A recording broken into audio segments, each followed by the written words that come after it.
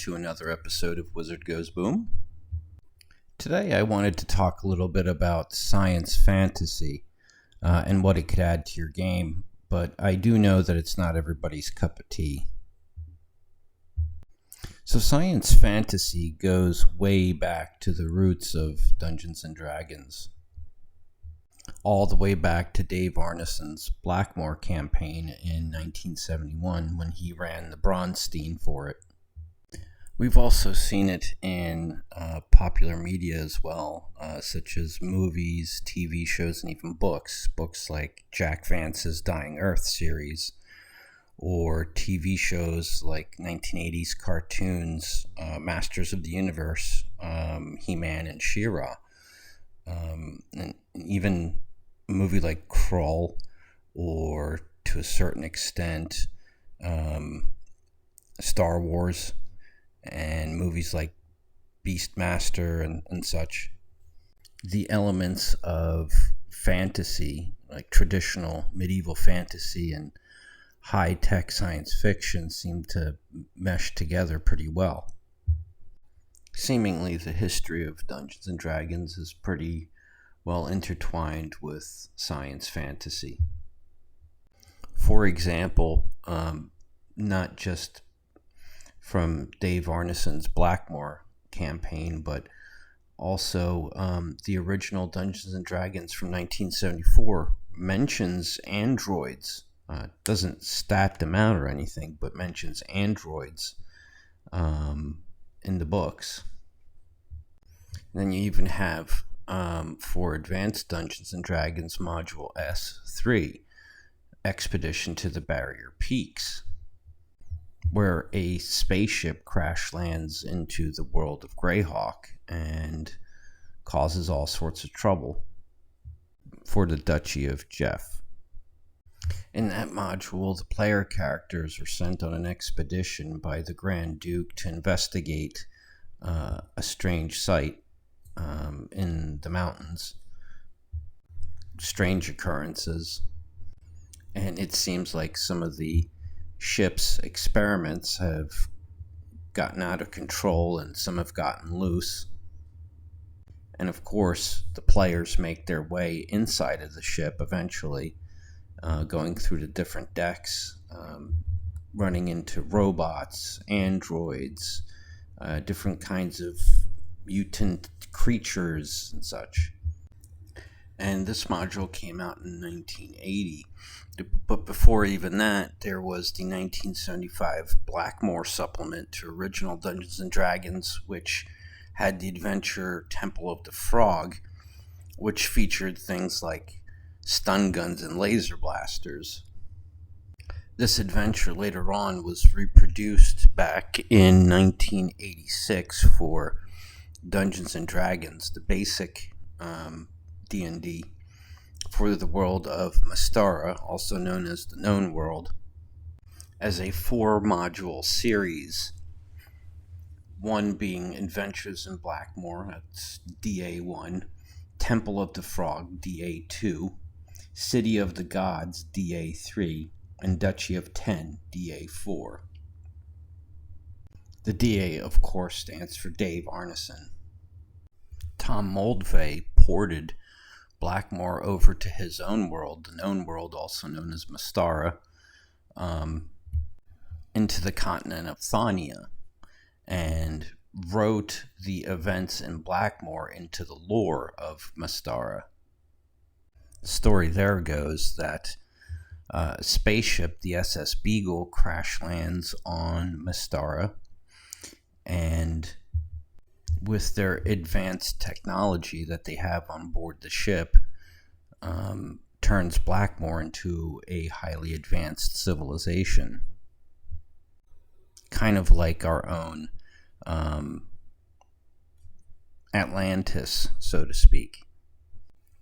And as the story goes, Blackmoor eventually explodes in a cataclysm.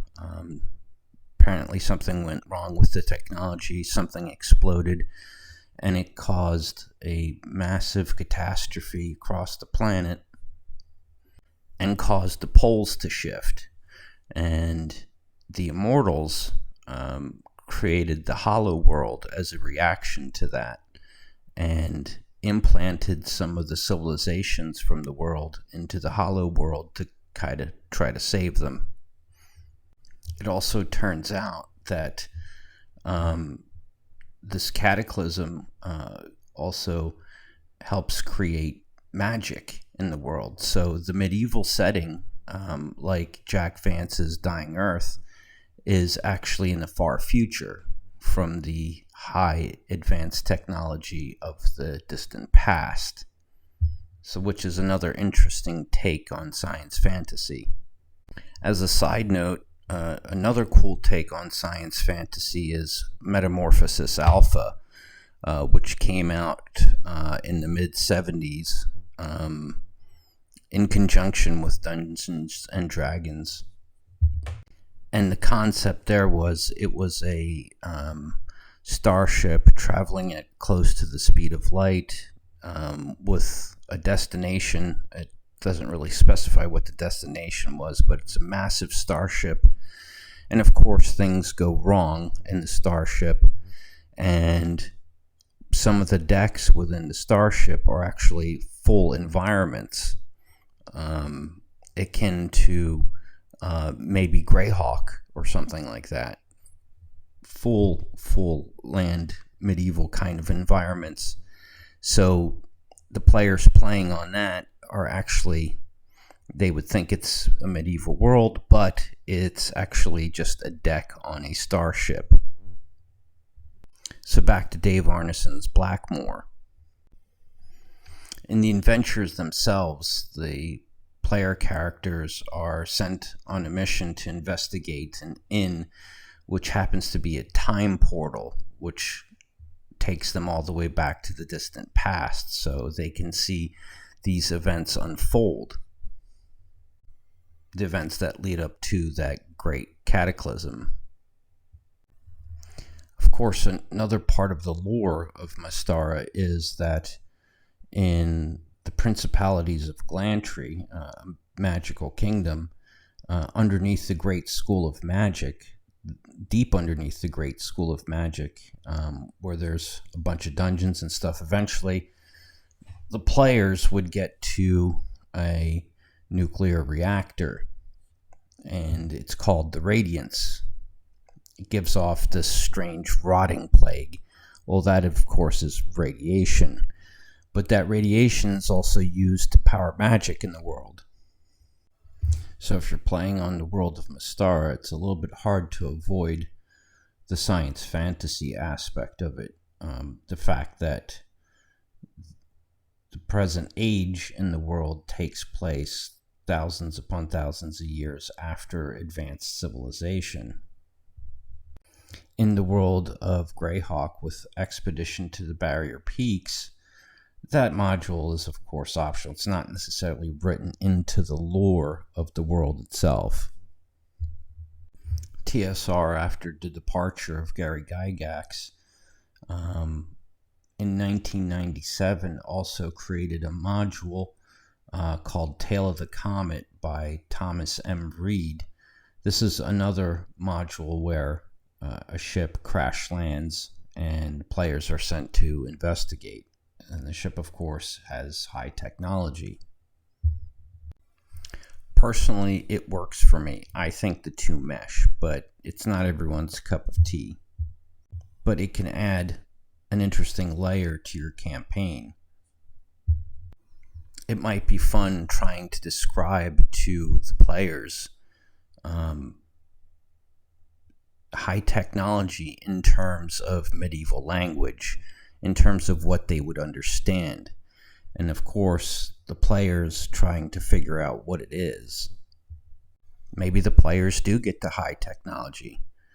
Maybe they do get blasters, but they're limited in how much they can shoot. Or maybe they require batteries in the power armor or something like that, and they can't refill it. They can't recharge it, refuel it. So they have this interesting extraplanar technology. They don't know what it is, but they know it's dangerous. But after a certain amount of uses, they become useless, and what they're going to do with it. And what would happen if the wizards on your world, if given enough time, would they be able to reverse engineer any of the technology? But that would kind of change the landscape of your world. So it might be best to limit the technology as a one-time use only thing. In Mystara, this kind of technology could be all over the place, but again, it's written into the lore. For your game, you might not want this to be everywhere. Maybe it can add to the lore of your game, where some of the monsters in your world actually came from other worlds. Like in the case of Expedition to the Barrier Peaks, where the ship itself had mutated creatures from other worlds and captive creatures, and some were mind flayers. Maybe it can help add to the lore of your world. It kind of adds an interesting gonzo, kind of pulpy feel to things. Well, thank you everyone for watching, and I hope you have a terrific day.